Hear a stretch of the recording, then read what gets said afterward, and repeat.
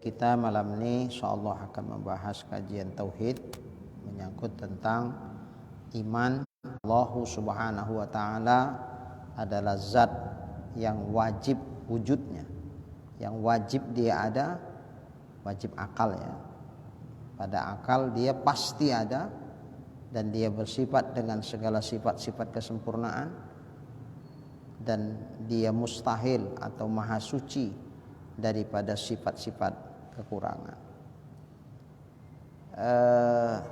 Tanpa ditentukan berapa jumlah sifat yang wajib itu yang merupakan kesempurnaan bagi Allah dan sifat yang mustahil yang merupakan sifat kekurangan bagi Allah, yang mustahil Allah bersifat demikian. Enggak ditentukan berapa batasnya. Karena memang tak terbatas, tak terhingga banyaknya. Kalau sifat Allah itu cuma sekian, berarti enggak sempurna, dibatasi sifat Allah. Terbatas itu aja, misalnya 20 sifat bagi yang wajib bagi Allah, sedikit kali. Sementara Allah maha sempurna. Masa maha sempurna cuma 20? Nah, jadi enggak 20, tidak terhingga banyaknya. Enggak wajib kita tahu, karena memang enggak akan bisa kita tahu per satu-satunya secara terperinci dari sifat yang wajib yang merupakan kesempurnaan bagi Allah. Sehingga oleh karena itu cukup kita mengimaninya sebatas ya global saja, sebatas ijmal, bahwa Allah itu adalah zat yang pasti adanya dan dia bersifat dengan segala kesempurnaan dan mustahil dia memiliki sifat kekurangan. Wis, segitu aja.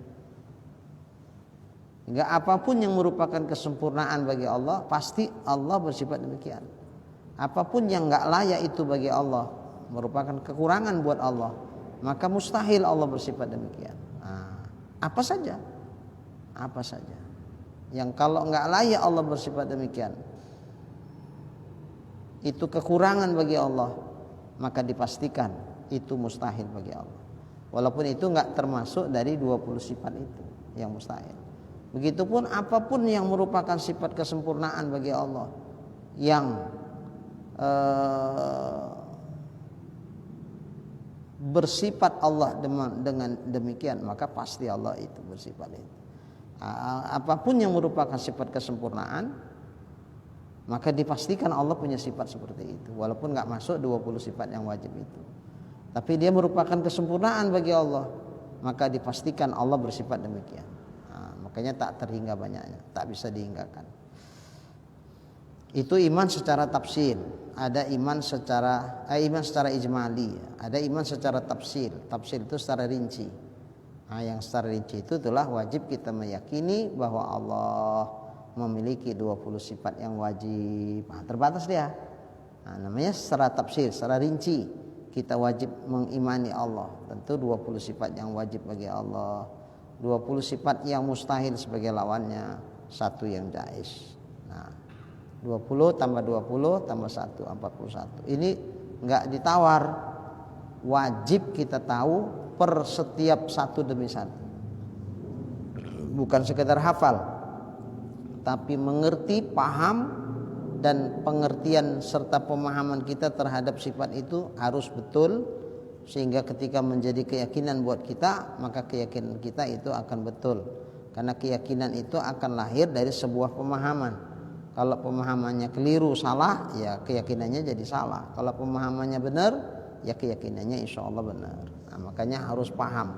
Jangan sekedar hafal, tahu arti. Enggak cukup. Itu untuk anak-anak bolehlah. Karena mereka itu tahapannya ya seperti itu. Kalau kita udah baligh, udah dewasa, ya wajib paham. Bukan cuman wajib hafal, tapi wajib paham. Jadi 20 itu wujud, qidam, baqa, mukhalafah lil hawadis, qiyamu binafsi, wahdaniyah, qudrat, iradat, ilmu, hayat, sama, basar, kalam. Kaunuhu qadiran, kaunuhu muridan, kaunuhu aliman, kaunuhu hayyan, kaunuhu sami'an, kaunuhu basiran, kaunuhu mutakalliman. Jadi 20 akidah. Ini bukan cuma hafal ya. Bukan cuma tahu arti, tapi mengerti maksud dari yang kita hafal itu. Kemudian 20 sifat itu dibagi kepada 4. 20 sifat yang wajib bagi Allah itu dibagi 4. 4 itu pertama sifat nafsiyah namanya. yang kedua sifat salbiyah, yang ketiga sifat ma'ani, yang keempat sifat maknawiyah. Berarti 4. Yang nafsiyah 1, itulah wujud. Cuman 1 dia, wujud. Yang salbiyah 5, qidam, baqa, mukhalafah lil hawadis, qiyamu binafsi, wahdaniyah. 5. Ma'ani 7, qudrat, iradat, ilmu, hayat, sama, basar, kalam. 7. Maknawiyah pun 7, kaunuhu qadiran, kaunuhu muridan, kaunuhu aliman, kaunuhu hayyan, kaunuhu sami'an, kaunuhu basiran, kaunuhu mutakalliman. 7. Jadi 1 ditambah 5 6, tambah 7 13, tambah 7 20. Pas. Nah, ini wajib hafal ini, wajib tahu. Ya kalau belum tahu kayak mana? Ya ngaji lah. Jadi kalau pre ngaji gimana? Ya berdosa. Iya, pre ngaji berdosa. Kenapa? Berarti kan nggak usaha untuk supaya tahu gitu. Nah, kurang usaha.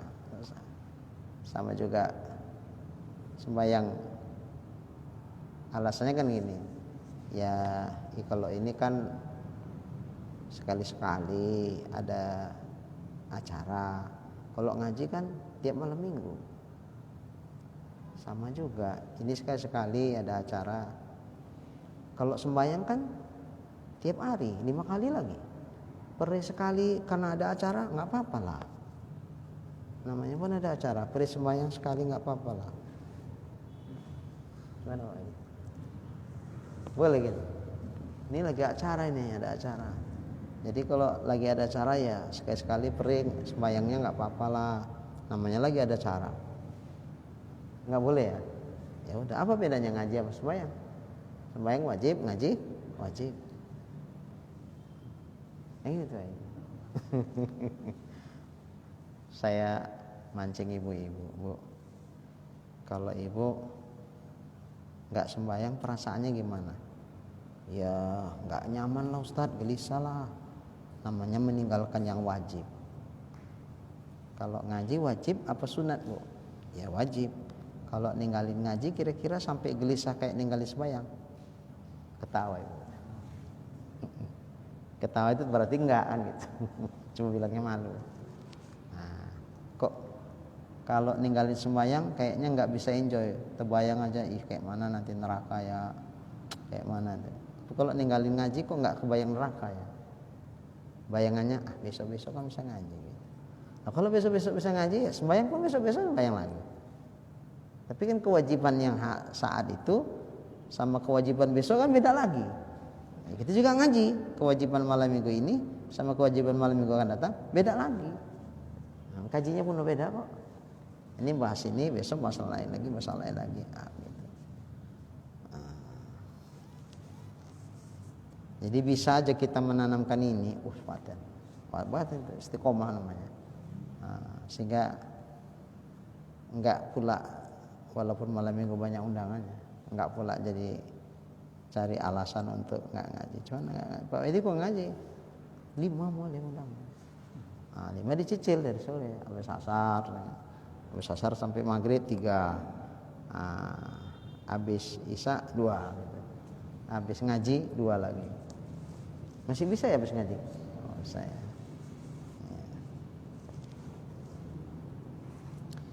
Baik.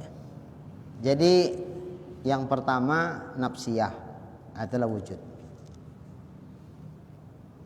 Mas sifatun nafsiyah wa ayu sifatin hiya. Mana itu sifat nafsiyah? Dan mengapa dia disebut nafsiyah? Sifat nafsiyah itu wahia sifatun la tata'aqalu zatu biduniha. Sifat yang zat itu tak bisa diterima akal. Ada zat itu tanpa adanya wujud. Apa adanya sifat dia, ada sifat nafsiyah itu.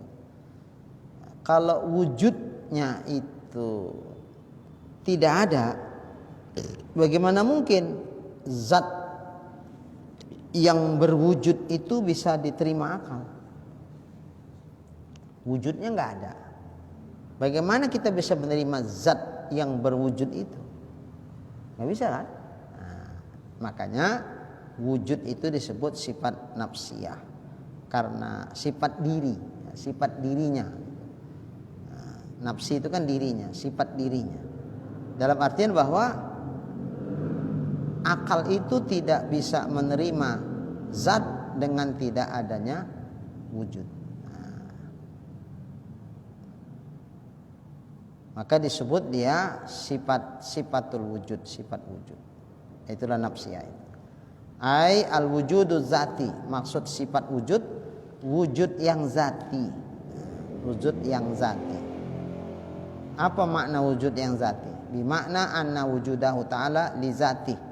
Sesungguhnya wujud Allah Ta'ala itu bagi zatnya, bagi dirinya. La li'illatin, bukan dikarenakan illat, bukan karena sebab sesuatu. Tapi karena dirinya, bagi zat dirinya wujud itu, maka disebut namanya sifat nafsiyah, wujud yang zati.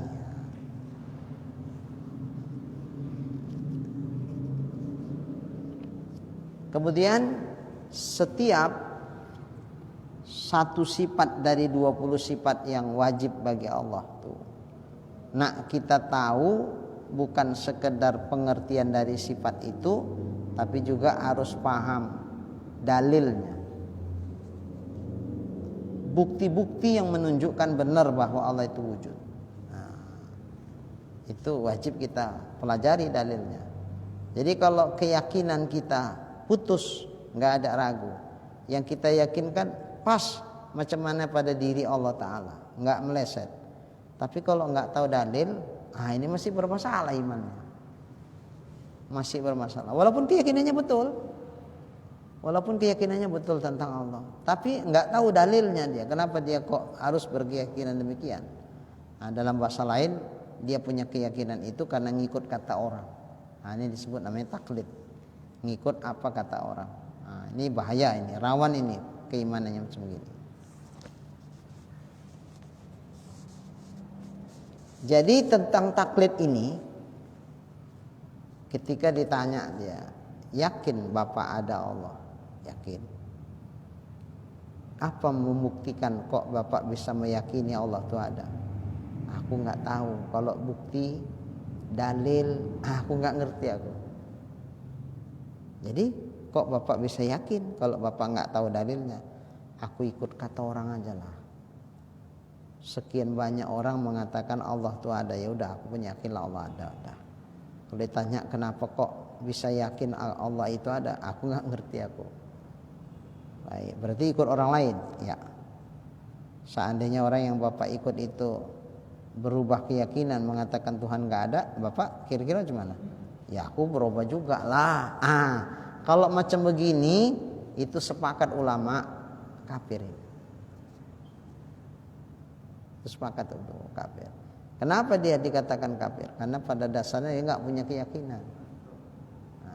Keyakinannya akan berubah sesuai dengan orang lain berubah. Nggak ada jazamnya itu kalau gitu.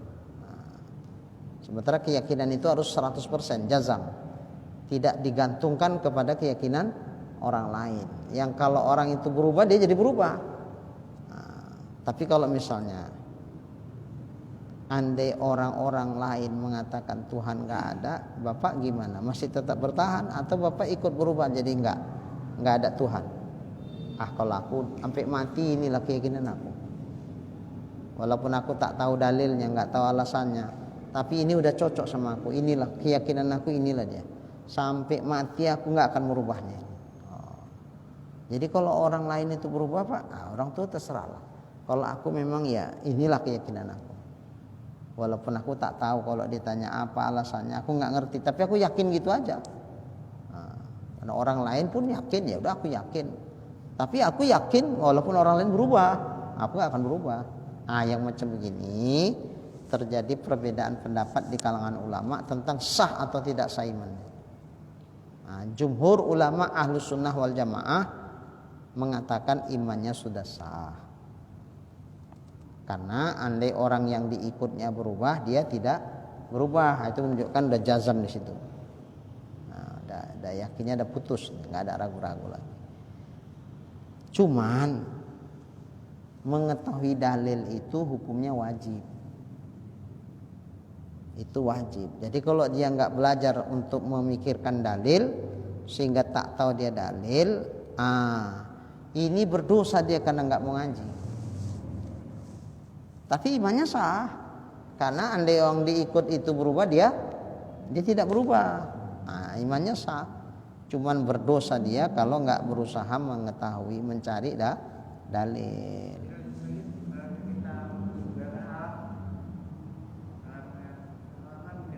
Iya, itulah nanti. Itulah dalil itu. Jadi wajib belajar dalil. Kalau nggak belajar berdosa.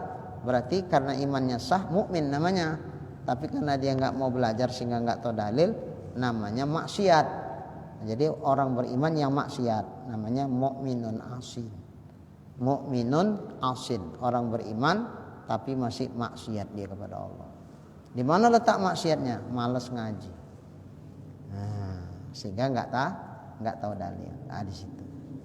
Tapi ada minoritas, sebagian kecil dari ulama Ahlus Sunnah wal Jamaah, plus ditambah hampir semua Mu'tazilah, pemahaman Mu'tazilah mengatakan bahwa sesungguhnya dia itu mengetahui dalil itu syarat untuk sahnya iman. Syarat untuk sahnya iman. Jadi kalau tak tahu dalil berarti belum sah imannya. Berarti masih kafir, kata mereka gitu. Walaupun dia yakin tentang Allah, yakin. Walaupun keyakinannya itu sesuai dengan yang sebenarnya, walaupun, tapi kalau dia nggak tahu dalil, dia belum sah imannya. Berarti masih kafir. Kata siapa itu? Sebagian kecil dari Ahlus Sunnah wal Jamaah. Plus ditambah dengan pemahaman Mu'tazilah. Mu'tazilah itu lebih berorientasi kepada akal. Bahkan dia berani menolak nas ketika nas itu sendiri dianggapnya tidak sesuai dengan akal. Jadi kalaupun mereka mengatakan tidak sah imannya karena nggak tahu dalil, nggak sah itu bukan hukum dunia, nggak sah imannya itu hukum akhirat. Berarti kalaupun tidak sah berarti kan kafir. Kafirnya itu untuk hukum akhirat, sehingga di akhirat dia masuk golongan orang kafir. Nah, orang kafir kalau di akhirat di mana tempatnya? Di neraka. Kapan? Berapa lama? Selama-lamanya. Allah. Ini ancaman kalau nggak tahu dalil. Kekal selamanya dalam neraka. Kata Mu'tazilah dan sebagian kecil Ahlus Sunnah wal Jamaah.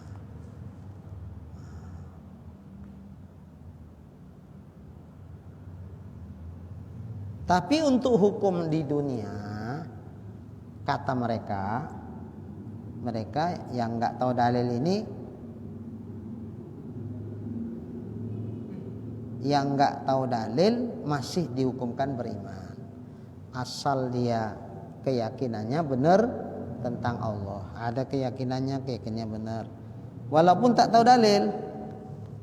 Kalaupun dihukumkan kafir menurut Mu'tazilah dan sebagian kecil Ahlus Sunnah wal Jamaah, kafirnya itu untuk hukum akhirat, sehingga mereka kekal sampai dalam neraka.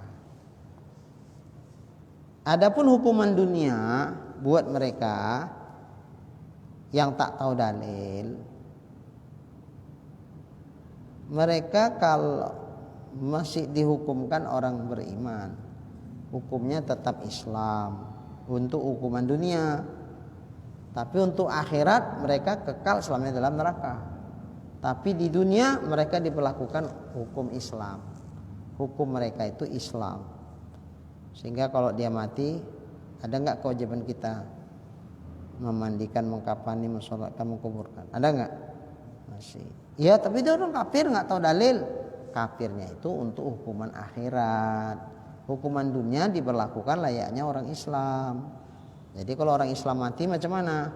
Ya fardu kifayah kita laksanakan terhadap mayit itu, gitu. Kalau menikah dia gimana? Ya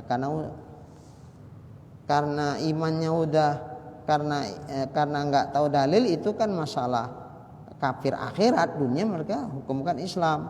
Jadi kalau sudah masuk Islam dia, syahadat misalnya dia, ya udah sah, imannya udah sah. Walaupun dia misalnya nggak tahu dalil, nggak tahu apa segala macam, ya udah sah nikahnya. Kalaupun kafir, mereka kafir akhirat, bukan kafir di dunia. Di dunia tetap berlakukan hukum Islam. Nah, dia dikatakan Islam. Makanya kalau dia nyembelih, boleh nggak kita makan sembelihannya? Boleh. Nah, apalagi kalau dia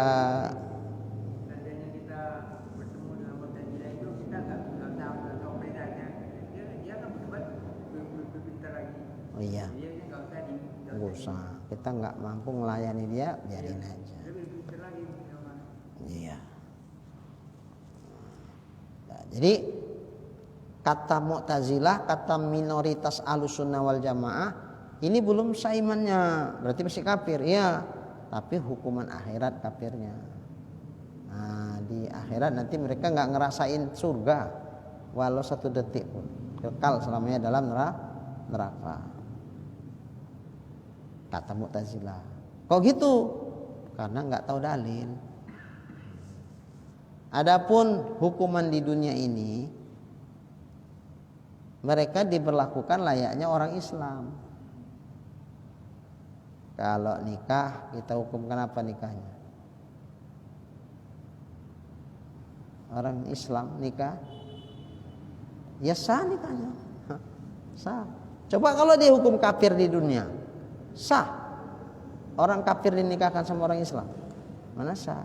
Nah, tapi kafir mereka itu, kata Mu'tazilah atau minoritas Ahlussunnah wal Jamaah, bukan diberlakukan di dunia. Nanti di akhirat mereka dikekalkan Allah selamanya di neraka. Adapun hukuman di dunia, mereka itu ya hukum orang Islam, ya, hukum Islam. Berarti kalau nyembelih, boleh nggak kita makan sembelihannya? Boleh. Tapi kalau dihukumkan kafir, sembelih orang kafir kan nggak sah. Nah, ini nggak hukum Islam ya. Kalau dia menikah, ya kalau masih kafir nikah kan nggak sah. Nah, tapi ini kan nggak, udah Islam, cuman nggak tahu dalil aja. Ya sah nikahnya. Apalagi kalau ya hukum Islam lah pokoknya. Nah, hukum Islam diberlakukan kepada dia hukum Islam. Adalah kalau mati pada kifayah tak wajib. Apalagi tadi kalau nikahnya sah, kalau nyembelih sembelihannya sah, boleh kita makan. Itu berarti kita memperlakukan dia orang Islam di dunia, tapi di akhirat kafir. Kata siapa? Mu'tazilah dan sebagian kecil dari Ahlussunnah wal Jamaah. Tapi mayoritas Ahlussunnah wal Jamaah, selama imannya tidak berubah, orang lain berubah, imannya sah. Imannya sah. Walaupun dia tidak tahu dalil. Tinggal lagi berdosa dia karena nggak mau belajar dalil. Padahal kalau dipelajari sebentar itu tahu itu. Yang penting jangan EQ-nya terlalu jongkok. Kalau terlalu jongkok memang susah memahaminya. Tapi selama tidak EQ-nya terlalu jongkok, insya Allah masih dalam tahapan-tahapan yang mudah lah memahaminya. Jadi dia beriman, tapi maksiat, fasik. Apa sebab maksiatnya? Sebab maksiatnya karena dia tidak mau belajar dalil. Jadi belajar dalil itu hukumnya wajib. Seperti kita mengetahui 20 sifat itu wajib, mengetahui dalil per setiap satu sifat itu wajib. Jadi kalau 20 sifat yang wajib bagi Allah, ya dalilnya wajib tahu 20. Ya kalau dalilnya baru tahu 10, ya masih berdosa. Iya. Nah, itu makna wajib mengetahui dalil. Mana lebih ringan? Mayoritas Ahlussunnah atau minoritas tambah Mu'tazilah? Mana? Hah? Mayoritas. Itu punya mu'tamad. Ya kalau sampai ini kekal di dalam neraka, oh. Nah, tapi jangan mentang-mentang begitu terus nggak sampai kafir kok, nggak apa-apa lah. Jangan, cuman fasik aja kok. Jangan, nanti takutnya awal-awal fasik, lama-lama jadi kafir. Nah, makanya ya sogianya kita tahu dalil, pelajari itu dalil, maka ngaji terus. Nah, ini sebagian orang ini kemana-mana saya diikuti aja ini jamaahnya. Nah, malam Senin ikut, malam Selasa ikut, malam Rabu ikut, malam Kamis ikut, malam Jumat bahkan ikut juga sebagian, malam Sabtu, malam Minggu, tiap malam ngajiin orang. Iya. Nah, itu malam Senin Bada Isya. Iya Bada Isya. Ada nih Pak yang tinggal di Pasar 12 itu ikut deh ke sana itu. Siapa itu? Pak Anjas, tukang jahit. Nah, sama Pak Aji apa itu, ikut dia ke sana. Nah, ya. Kak Wedi pun kok ikut nggak apa. Kalau mau ikut pun nggak apa-apa. Malam Senin Bada Isya. Nah, itu lebih spesifik. 1 bulan itu setiap minggu keempat yang fikih, selebihnya tauhid aja. Bapak itu maunya tauhid aja. Tauhid aja. Nah, takut dia ada yang nggak ngerti nanti kepleset, resikonya kafir. Nah, kalau fikih resikonya kalau nggak tahu kepleset ibadahnya nggak sah, tapi nggak sampai kafir. Kalau imannya yang kepleset kafir. Nah, maka dia minta khusus tauhid aja. Fikihnya ada, tapi sekali sebulan. Karena di tempat lain udah ngaji fikih juga. Ya baguslah. Ayo Pak Wedi berpacu dengan waktu. Udah ketinggalan soalnya. 55 ada. 54 ya kan dekat sedikit lagi. Taksiran saya kan nggak jauh-jauh meleset. 54 lah, kalau sampai 55 meninggal setahun lagi jatah. Kalau ikut Nabi 63 berarti berapa tuh? 64, 9 tahun lagi. Berpacu dengan sisa waktu. Jadi ya iya. Iya. Jadi dikejar ketertinggalan kita, karena masih banyak lagi yang belum kita ketahui ini. Nah, jadi kalau ngajinya di sini aja nanti nggak cukup waktu, karena banyak kali yang mau kita kejar. Jadi kalau ada waktu ya udah.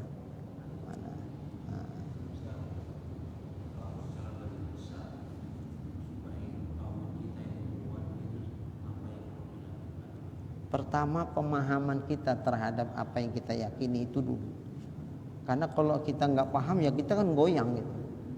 Ibarat orang cerita, kita nggak ngerti apa yang diceritakan, bengong aja kan. Nah ini maka pemahaman itu dulu. Itu. Setelah kita pahami, kita jadikan sebagai keyakinan. Nah baru nanti tentu memupuk iman itu ya dengan amal, ibadah. Tapi kalau pemahaman kita terhadap tauhid itu sendiri itu pun ternyata belum duduk, yang mau kita imani itu yang mana? Kan nggak cukup mengimani Allah sebatas kita yakin ya Allah itu adalah, gitu aja pengenalan kita sama Allah. Nah tentu itu tadi 20 sifat yang wajib itu mesti harus, sehingga duduk betul pemahaman kita, duduk betul keyakinan kita, sehingga apa yang kita yakinkan itu memang kita pahami dengan baik dan benar, dan kita hakul yakin itulah dia sebenarnya. Allah itu ya itulah dia, nggak ada meleset-meleset. Karena begini, yang kita takutkan ini waktu mau mati,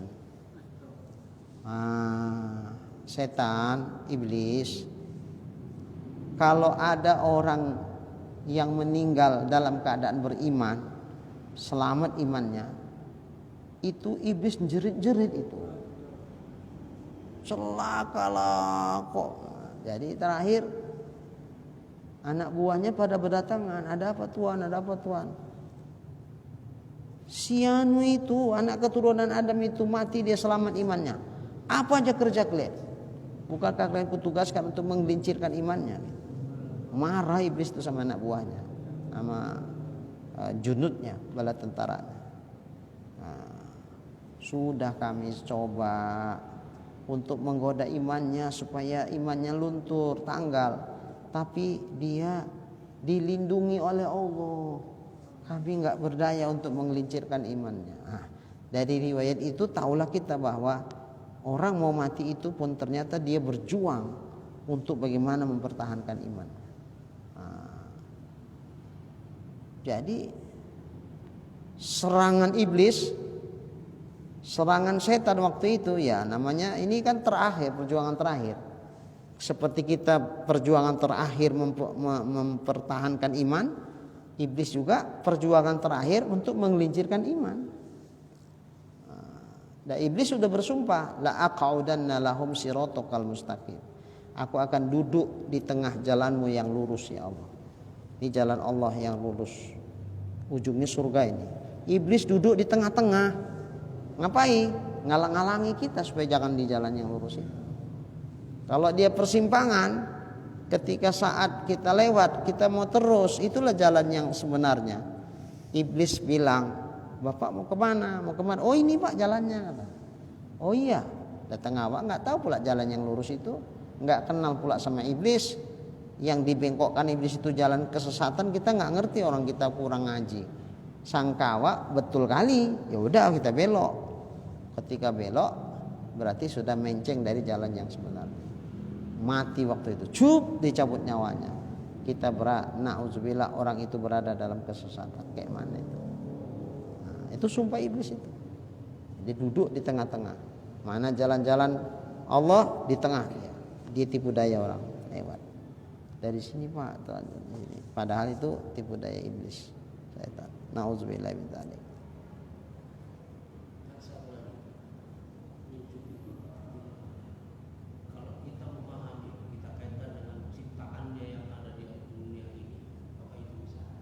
Itu nanti bahas dalil.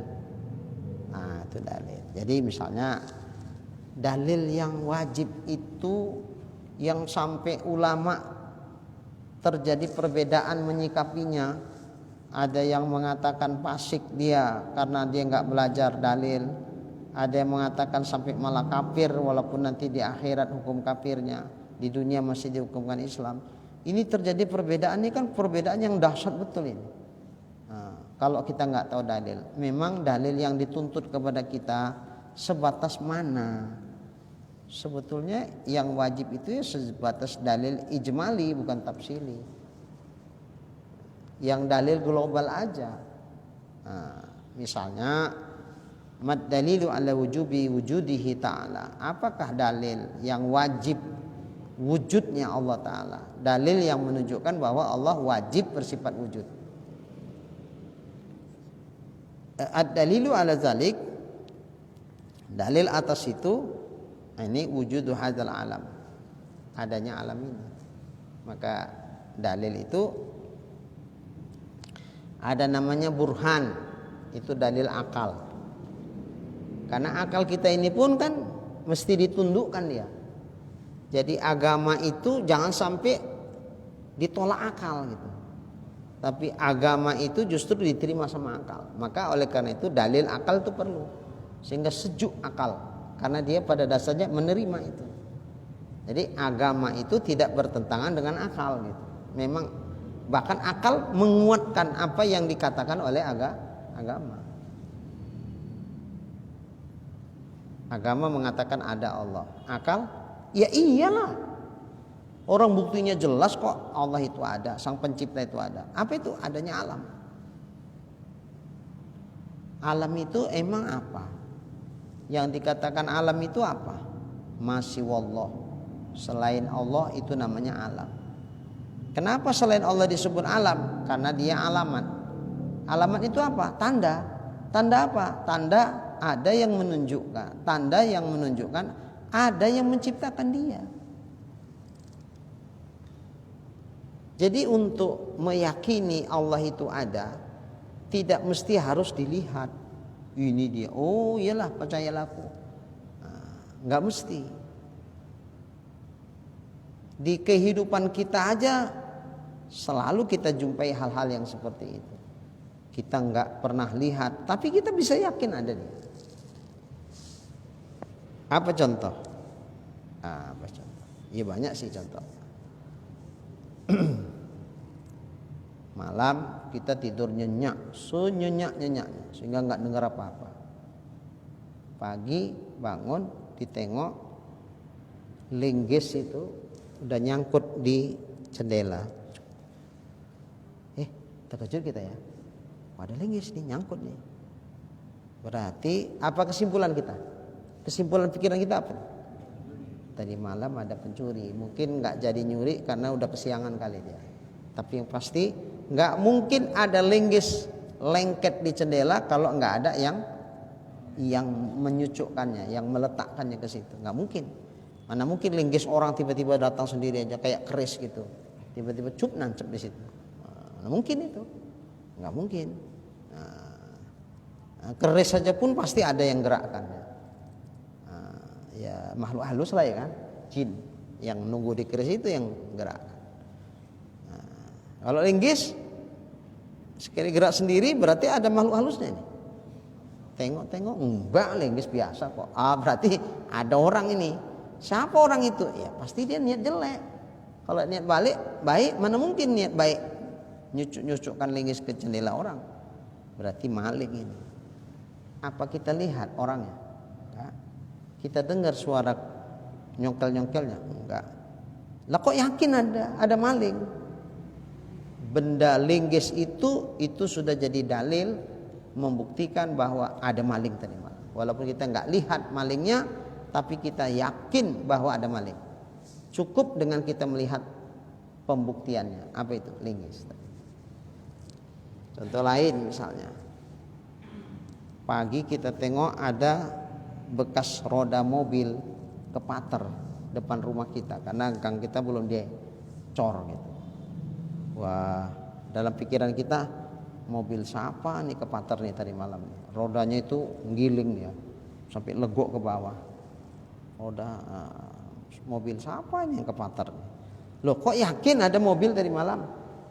Emang kita lihat mobilnya? Enggak. Kita dengar rupanya suaranya berderu-deru karena kepater? Enggak. Lah kok yakin ada mobil yang lewat kepater? Cukup melihat bekas ban yang kepater itu sudah membuat hati kita yakin, hakul yakin bahwa ada mobil yang kepater. Lah kalau mobil enggak kita lihat, cukup nengok bannya yang kepater, kita yakin ada mobil. Kemudian maling kita enggak lihat, enggak dengar suaranya, cukup linggis yang tergantung di jendela itu sudah menjadikan akal memastikan ada maling tadi malam untuk mencoba pencurian. Masa ke Allah? Masa ke Allah untuk yakin ada Allah mesti nampak dia? Kan tentu nggak harus. Seperti mobil itu nggak harus melihat kita baru kita yakin. Cukup bekas rodanya aja. Maling pun gitu nggak mesti harus kita lihat orangnya. Cukup linggis yang tergantung itu sudah jadi keyakinan buat kita bahwa tadi malam ada usaha mau nyongkel gitu, maling lah ini. Lagi giliran ke Allah kok mesti harus aku lihat dulu lah Allah baru percaya kok ada. Iya. Tentu nggak harus melihat wujud Allah itu baru kita yakin ada Allah. Cukup kita cari pembuktian tanda-tanda yang menunjukkan adanya Allah. Apa itu? Ya kita kan meyakini Allah itu sang pencipta. Oke. Lalu kita lihat ini ciptaannya. Kita lihat ciptaannya. Ketika kita melihat ciptaannya, maka ciptaannya menunjukkan ada sang pencipta. Nggak mungkin dia tercipta dengan sendirinya. Kalau ibu-ibu sederhana, udah dilipeti, digosok, disusun rapi, tinggal masukkan ke lemari. Tiba-tiba berserak-serak ini, lipetannya udah nggak karu-karuan. Apa yang cepat terpikir dalam hati si ibu? Siapa yang nyerakannya ini? Anaknya satu-satu dipanggil. Oh yang begini, gue ada mak. Kau? Enggak ada. 5 anaknya ditanya, bilang nggak ada semua. Kalau ayah kalian nggak mungkin, ayah kalian aja belum pulang kerja. Jadi siapa yang di rumah ini kan cuma kita. Kok nggak ada yang ngaku sih? Orang memang bukan aku kok. Jadi kalau bukan kalian siapa? Setan di rumah ini yang nyerak-nyerak gitu. Saking nggak percayanya. Nggak mungkin ini berserak. Yang tadi rapi kok bikin. Nah, jadi berserak dari rapi berubah. Setiap terjadi perubahan itu dipastikan ada yang merubah. Begitu juga kita lihat alam ini. Berubah-ubah nggak? Ada mendung, ada terang, macam-macam lah. Nah, itu perubahan yang terjadi pada alam ini menunjukkan ada yang merubah-rubahkan alam itu. Siapa ya? Ya sang pencipta alam itulah.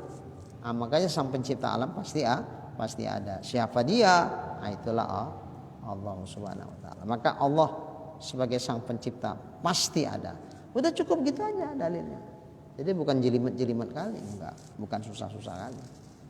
Nah, jadi alam minal ajram wal a'rad hadisun. Alam yang terdiri dari jirim, benda dan sifat. Alam itu dua, benda dan sifat. Kita ini jirim. Badan kita ini jirim. Kenapa disebut jirim? Karena dia mengambil tempat pada ruang. Itu jirim. Disebut juga nanti jirim itu jauhar. Disebut juga jirim itu nanti jisim. Apa itu jisim? Apa itu jauhar? Benda yang paling kecil yang nggak bisa dibagi lagi. Itu yang paling kecil. Itu jauhar namanya. Ketika jauhar tadi yang paling kecil tadi nggak bisa dibagi lagi, dikumpul menjadi satu kesatuan, itu namanya jisim. Benda yang tak bisa dibagi lagi apa namanya? Atom. Paling kecil atom. Kita ini kan kumpulan dari atom-atom itu. Kumpulannya itu disebut jisim, tubuh, sosok. Nah, kalau jadikan atom kita ini berapa juta atom? Miliar mungkin. Enggak usah sampai atom lah. Tepung aja tepung. Berapa tepung kira-kira badan kita ini kalau dibikin tepung? Wah. Berarti kumpulan-kumpulan dari benda-benda yang paling kecil. Atom lah kita bilang dulu. Kumpulan-kumpulan dari itu menjadi satu kesatuan. Kesatuannya itu disebut namanya jisim. Kalau dipecah menjadi yang kecil-kecil, yang paling kecil, per setiap satu yang paling kecil itu disebut namanya jauhar. Kalau jauhar-jauhar yang banyak dikumpul jadi satu, itu namanya jisim. Makin banyak jauharnya berarti makin besar jisimnya. Kalau sedikit jauharnya berarti kecil jisimnya.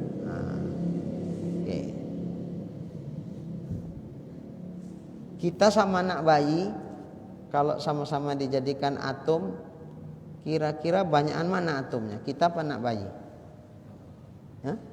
Kita lebih besar. Nah, maka atom kita tentu kalau dijadikan atom lebih banyak. Ya. Oke. Jadi kumpulan dari jauhar itu namanya jisim. Sementara yang paling kecil yang nggak bisa dibagi lagi itu namanya atom atau jauhar. Baik. Lalu jirim itu macam mana? Jisim disebut jirim, jauhar pun disebut jirim. Tadi disebut dia jauhar, memandang dia paling kecil yang nggak bisa dibagi lagi. Disebut jisim karena kumpulan-kumpulan dari jauhar yang dijadikan satu. Disebut dia jirim karena dia mengambil tempat pada ruang. Mengambil tempat pada ruang. Kita mengambil tempat enggak ini di ruang ini? Mengambil tempat. Yang sudah saya duduki kira-kira bisa diduduki orang lain lagi? Mana bisa? Malah saya yang nyingkir. Orang itu duduki tempat duduk saya tadi. Nah, berarti ruang ini sudah saya tempati seukuran diri saya. Karena saya mengambil tempat pada ruang ini, maka saya disebut jirim.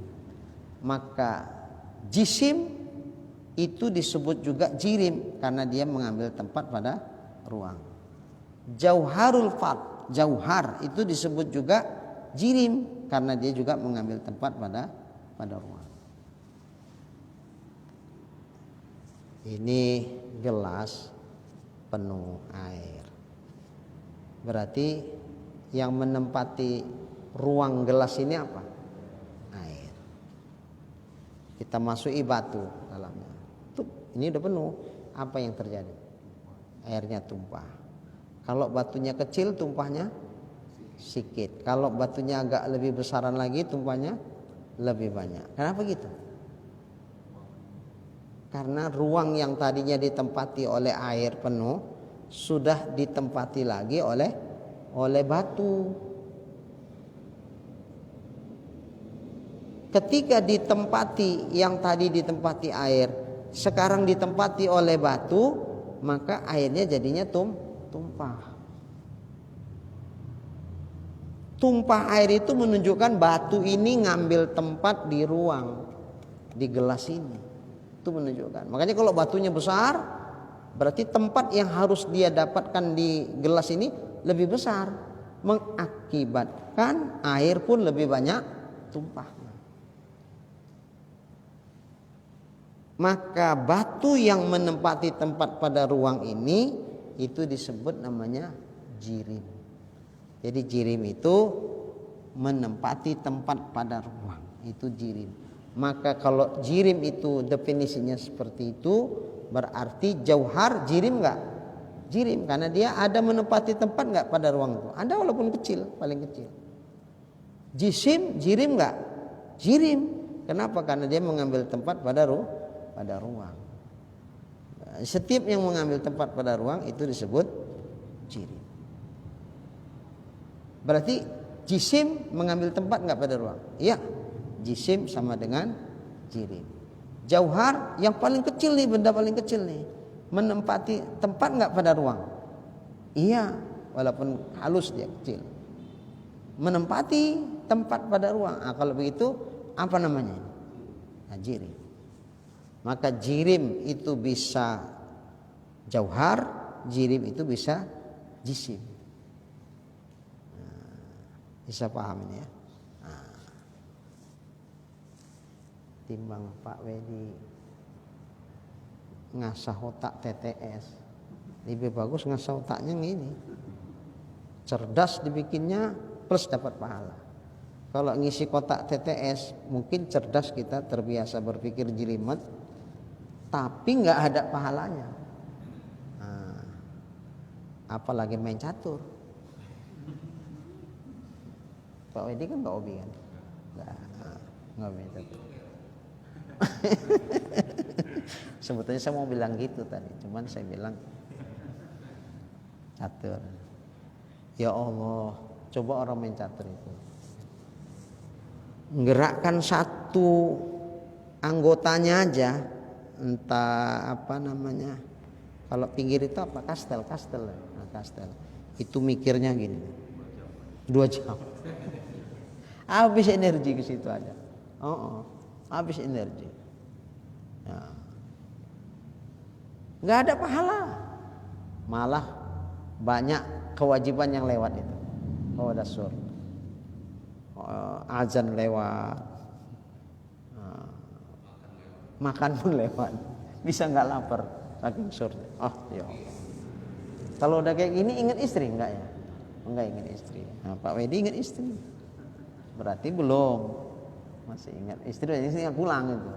Ada nggak ingat pulang? Insyaallah hebat kali. Nah, kalau ini insyaallah kita cerdas dibikinnya, insyaallah ada pahalanya. Imannya pun bagus. Karena ini memang menyangkut soal keyakinan. Dah malam Senin Pak, diajak ibu, ada ibu-ibunya ada ibu-ibunya ada.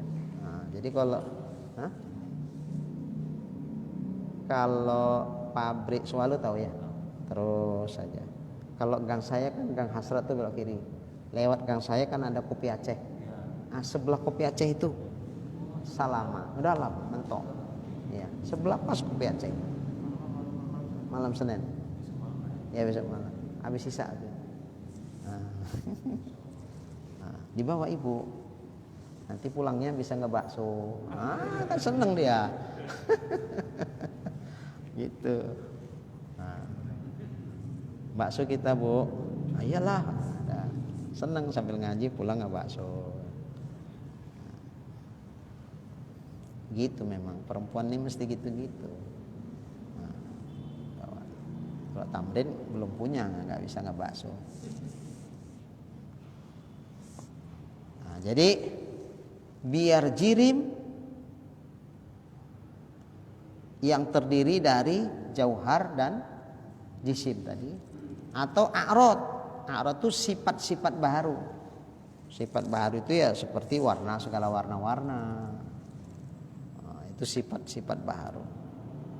Itu hadisun, itu baru semuanya. Apa makna baru? Berasal dari tidak ada. Maka kalau dia berasal dari tidak ada yang disebut namanya baru, fala budda lahu min muhdis. Pasti tak boleh tidak adalah yang membaharukan dia, adalah yang menciptakan dia. Wala muhdis, dan tidak ada sang pencipta itu illallah, kecuali hanya Allah, maka Allah pasti ada. Gitu. Fala budda ayyakuna mawjudan bidzati. Maka kalau tak ada sang pencipta kecuali Allah, berarti kalau begitu Allah pasti mawjud, pasti ada.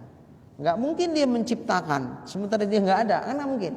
Nah, kalau dia yang menciptakan alam ini, maka dipastikan dia ada. Maka kalau begitu bahwa wajibul wujud, maka Allah itu adalah wajib wujudnya. Nah, jadi ini namanya logika. Logika itu dalil akal, disebut juga dengan burhan. Burhan. Jadi diajak pikiran kita itu berpikir, main, cerdas kita. Itu dalil akalnya. Dalil nas Qur'annya yang menyatakan bahwa Allah itu ada. Apa itu? Qalat rusuluhum, telah berkata utusan-utusan mereka, afillahi syakkun, adakah pada diri Allah itu keraguan? Adanya Allah itu apakah perlu diragukan lagi? Fatiris samawati wal ardh, padahal dialah yang menciptakan langit dan bumi. Mengapa dia yang menciptakan langit dan bumi diragukan lagi keberadaannya? Nah, ini ayat tegas mengatakan nggak boleh ragu adanya Allah. Kemudian ada ayat lagi yang lain, ini surah At-Tur ayat 35. Am khuliqu min ghairi syai', adakah mereka itu diciptakan dari sesuatu yang tidak ada? Am humul khaliqun, atau mereka yang menciptakan itu? Mereka itu diciptakan dari sesuatu yang tak ada, atau mereka sang pencipta sendiri? Ya tentu jawabnya apa? Mereka bukan sang pencipta, mereka diciptakan dari sesuatu yang tidak ada. Nah, kalau mereka diciptakan dari sesuatu yang tidak ada, berarti kan menunjukkan pasti ada sang penciptanya. Nah, jadi ini ayat tegas mengatakan sang pencipta itu ada. Jadi ini dalil nasnya. Nah, seginilah dulu. Mudah-mudahan yang kita kaji insyaallah menjadi ilmu yang bermanfaat bagi semua. Amin. Bismillahirrahmanirrahim. Alhamdulillahirabbil alamin. Wassalatu wassalamu ala asyrafil anbiya'i wal mursalin wa ala alihi washabihi ajma'in. Allahumma rzuqna imanan kamila wa yaqinan shadiqa wa qalban khashi'a wa ilman nafi'a wa amalan maqbula wa taubatan nasuha wa husnal khatimah. Allahumma rzuqna rizqan wasi'an halalan tayyiban mubarakan jamila wa ilal khairi qarribna wa 'anil syarri ab'idna waqdi hawaijana fid din wad dunya wal akhirah innaka 'ala kulli syai'in qadir. Sallallahu ala sayyidina Muhammad wa ala alihi washabihi ajma'in walhamdulillahi rabbil alamin. Taqabbalallahu minkum.